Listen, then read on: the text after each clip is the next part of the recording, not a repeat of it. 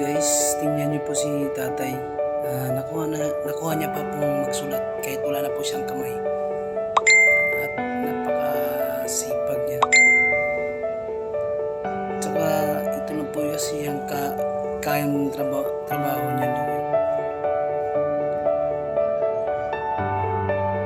Nagsipag si tatay para lang makakain. Wala siyang ibang magawang trabaho. Yan lang talaga ang kaya gawin daw.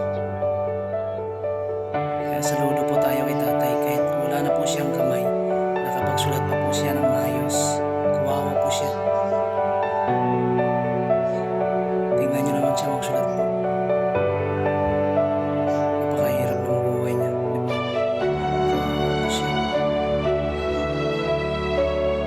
God bless po yan tayo. Nakakaiyak ka tayo.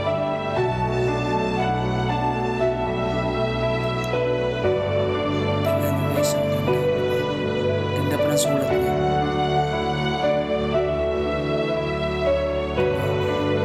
Proud to be tatay.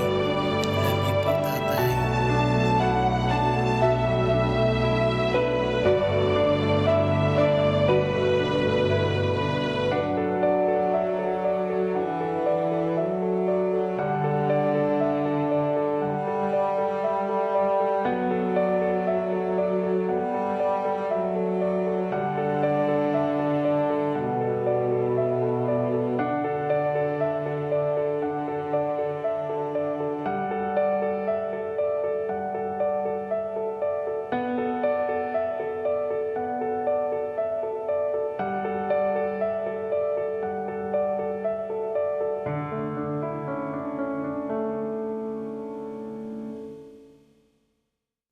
Tingnan nyo guys kung paano